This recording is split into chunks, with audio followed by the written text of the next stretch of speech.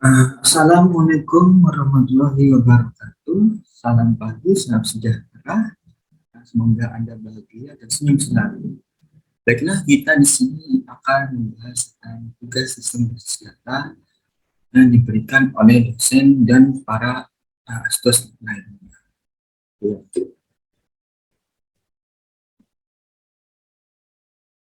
Sebelum itu, saya akan memperkenalkan diri saya sendiri. Oke. Nama saya Galang Senjaya dengan NIM 212410102080 dari kelas 11 dari Teknologi Informasi. Oke, lanjut.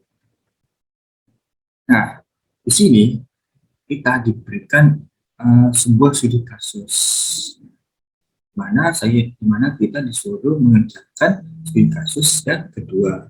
Nah, di studi kasus yang kedua ini kita bertema tentang bond bengkel, di mana di sini sudah terdapat beberapa sebuah informasi-informasi yang kita bisa buat untuk menjadi entity.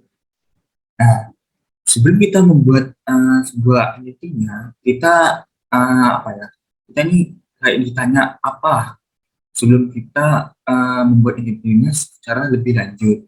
Nah, dari itu kita lanjut. Nah, ini adalah yang kita tanyakan sebelum kita melanjutkan prosesnya. Nah, ini pertama-tama kita disuruh identifikasi entity dan atribut. Oke. Jadi kita yang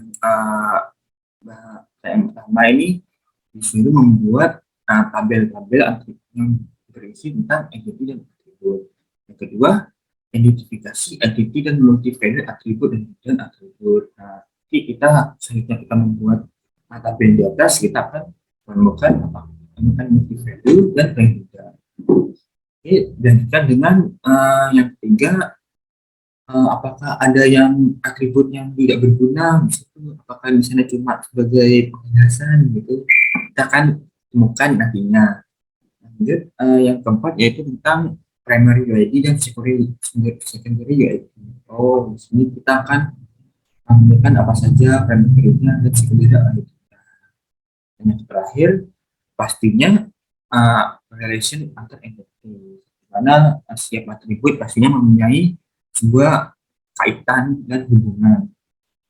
Ya, dan juga saya akan menambahkan hasil dari akhir studi kasus yang kedua, mana mana saya akan menunjukkan sebuah hasil entity terakhir yang sudah terkena redundant dan sudah menghilangkan dari yang entity yang ada. Oke, kita lanjut ke berikutnya.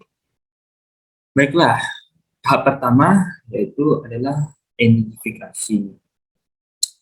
Oke, di sini terdapat sebuah tabel entity dan atribut yang telah diidentifikasi. Oke, lebih baik kita akan membuat lagi dari awal karena proses itu sangat penting daripada hasil.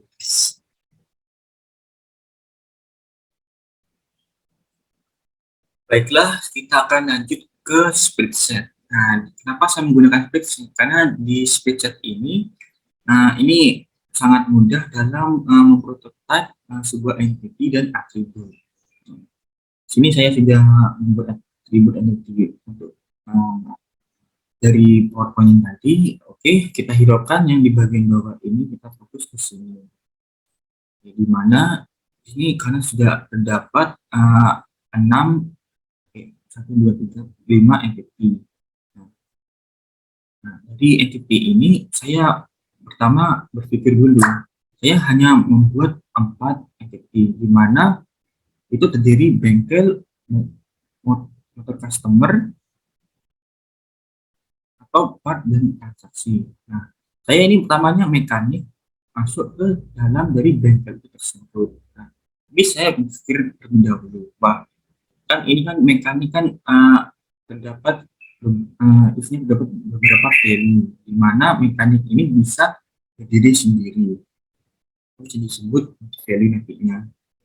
Nah, saya akan membuat entity yang kelima itu mekanik itu sendiri. Oke. Ini saya akan hidupkan lagi.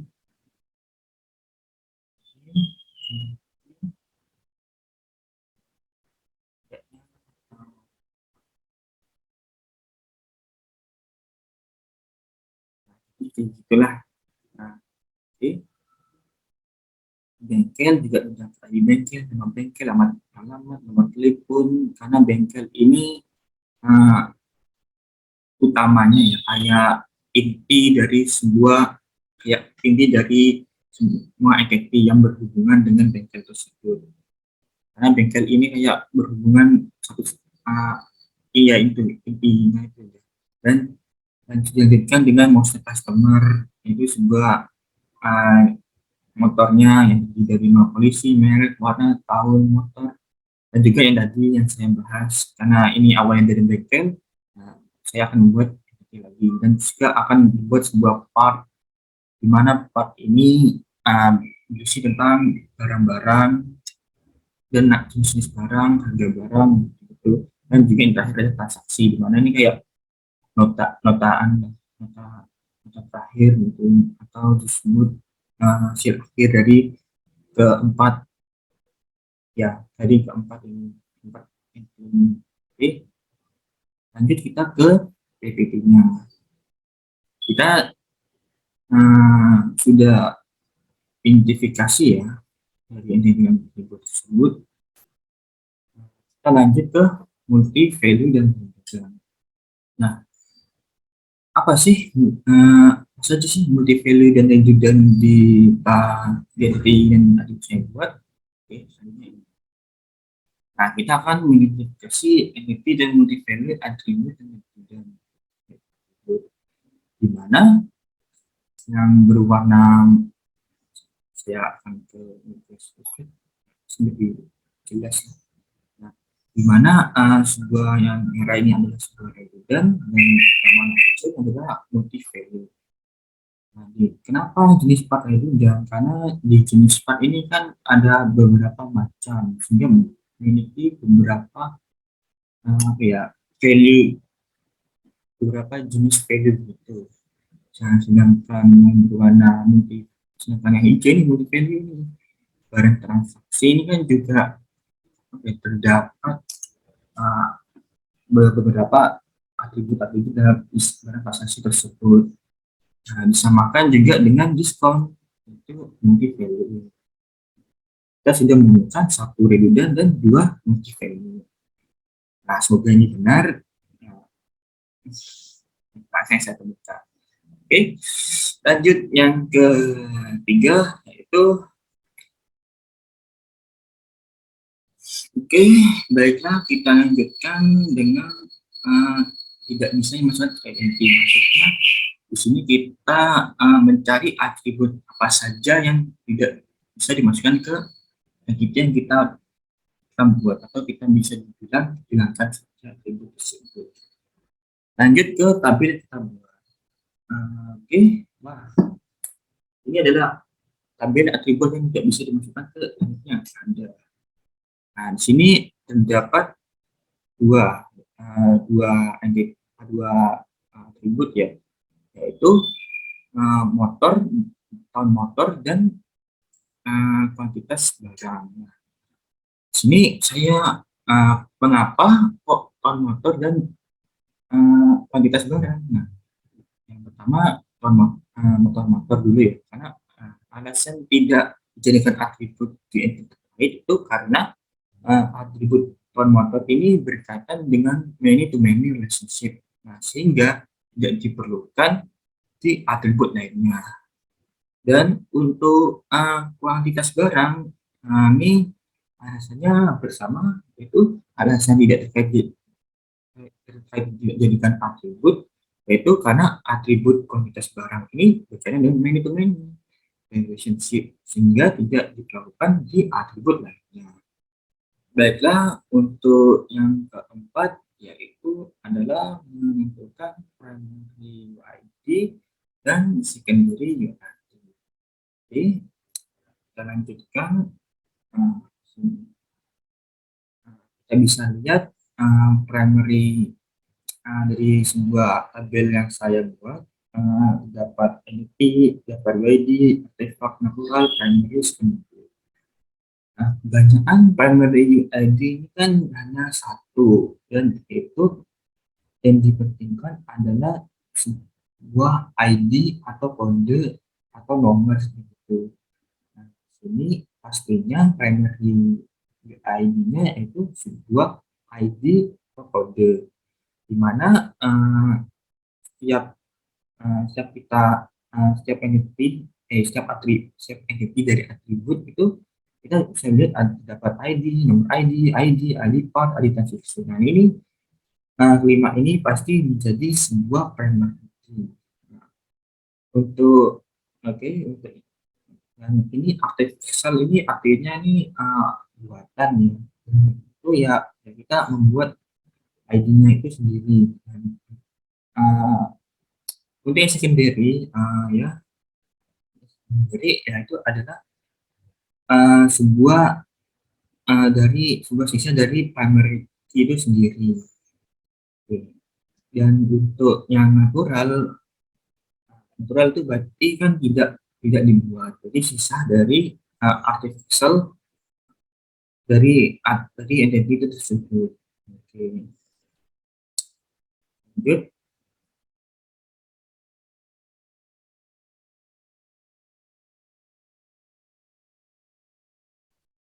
lanjut. Kita ke hasil akhir entity status kasus kedua. Nah, tadi kan saya bilang bahwa saya akan mempresentasikan hasil akhir dari entity-nya.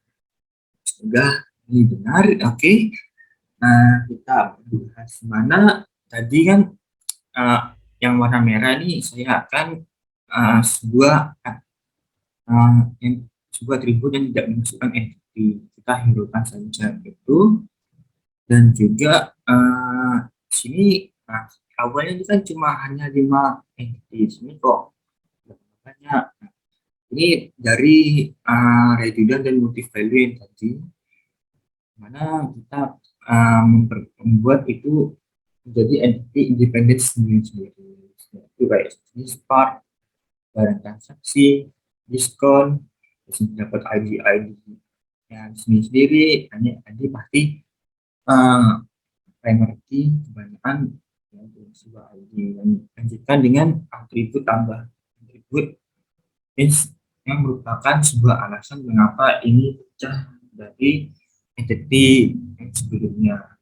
Dapat deskripsi dan dapat transaksi, dapat nama barang, harga barang, kuantitas barang, diskon dapat ID diskon, nama barang, kuantitas barang, dan harga barang. Oke, kita lanjut dengan yang terakhir.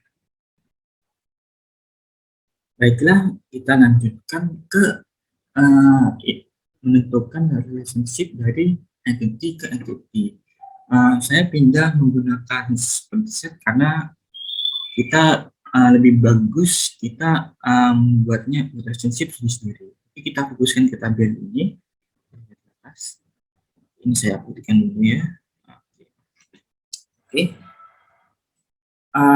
Awal-awal kita menentukan relationship dari mekanik dan bengkel. Nah, di dalam kita berpikir atau logiknya sendiri. Artinya mekanik itu membutuhkan suatu tempat yang tempat itu memenuhi dari sebuah kebutuhan dari mekanik tersebut, di mana itu bengkel terdapat sebuah tools yang dibutuhkan oleh mekanik dan juga para customer, sebuah tempat penampungan dari motor yang berada di bengkel. Dan mekanik ini pastinya sebagai pegawai di mana pastinya akan bekerja di suatu tempat, dan pasti ini memiliki sebuah relationship antara bengkel dan mekanik. Nah, kita akan warna hijau. Untuk part sendiri kita pikirkan part ini kayak sebuah harga ya. Nah, bukan sebuah barang, dan yang barang yang disediakan. Untuk perspektif saya, bengkel mekanik ini tidak memiliki relationship. Lebih tepatnya, bukan barang, tetapi motor customer. Nah, jika motor customer ini pasti memiliki relationship dengan mekanik dan part. Nah, mengapa saya relationship part dengan uh, motor customer, mekanik dengan motor customer? Nah, karena mekanik itu kan yang dikerjakan itu yang diubah itu kan pastinya motor dari customer itu sendiri. Dan juga, nah ini kalau untuk motor customer dan part ini pastinya motor customer akan pembelian barang yang dari part itu akan masuk ke motor customer. Nah, sehingga ya alasannya itu kenapa part ini tidak dimasukkan ke uh, relationship antar mekanik dan bengkel. Karena part ini pasti langsung ke relationship dari pos untuk motor customer itu sendiri. Jadi saya agak berbelit, semoga paham. Dihadirkan transaksi. Nah, transaksi ini pastinya ya memiliki banyak transaksi, memiliki banyak relationship, di mana relationship-nya ini dari bengkel mekanik part dan motor customer itu semua kecuali mekanik, karena tidak ada apa ya, misalnya nota dengan pegawai itu kan tidak ada hubungannya mungkin dalam bond yang dari studi kasus yang tadi, karena studi kasus yang tadi itu kayak nama pegawai tidak diimbaukan. Jadi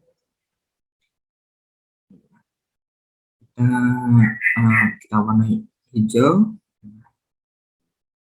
Jadi alasannya setelah saya warnai ini, alasan mengapa transaksi yang bengkel itu bisa, karena transaksi itu kan berasal dari tempat itu sendiri, berasal dari bengkel.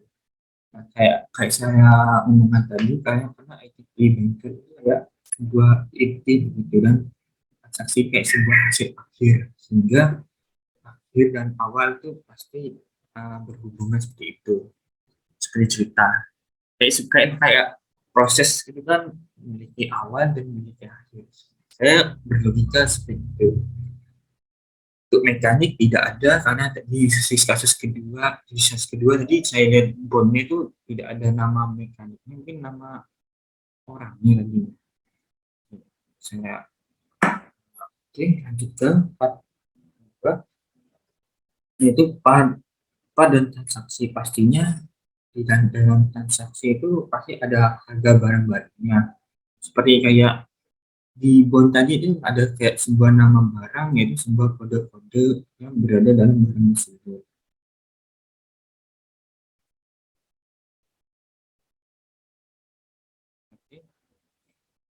Dia dalam kode-kode tersebut ada kayak, saya lihat kembali, kayak kode part 20W501111cc kayak seperti itu.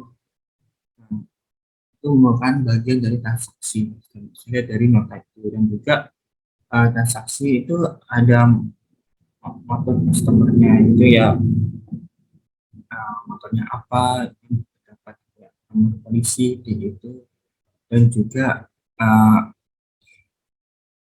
uh, pengeluarannya bagaimana.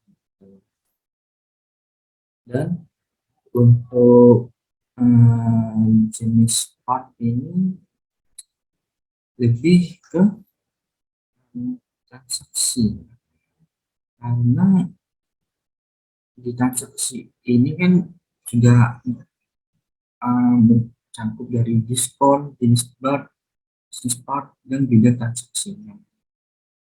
Jadi kita hijaukan garis-garis ini.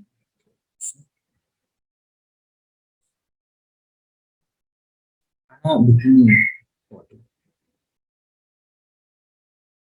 Karena begini, karena dalam transaksi kan pasti mencakup jenis partnya apa yang dibeli gitu. Kayak di bond ini pasti ada jenis partnya, mesin apa yang dibeli, dan juga barang transaksinya apa itu, kayak tadi kode kode yang tadi itu saya bilang, dan juga ada sebuah diskon di dalam transaksi tersebut. Ya, baiklah, dari semua tanya-tanyaan sudah dijawab oleh saya. Semoga hasil yang kita dapat, informasi yang kita dapat ini uh, benar, dan juga semoga juga uh, materi yang telah kalian dengar bermanfaat bagi saya. Ini adalah pendapat dari ERD saya atau identity atribut, jawaban dari tanyaan dari studi. Jika jika ada yang salah, saya juga minta maaf, karena saya juga baru belajar, dan juga saya berterima kasih pada teman-teman dan para dosen dan juga para hostess, karena telah membantu saya dalam memahami materi. Oke, tanpa cukup basa-basi, saya akhiri. Jadi semoga mendapatkan itu ya, semoga mendapatkan sebuah informasi yang bermanfaat. Oke, jangan lupa subscribe dan like, follow Instagram. Saya terima kasih atas perhatiannya. Semoga hidup Anda bahagia dan selalu senyum.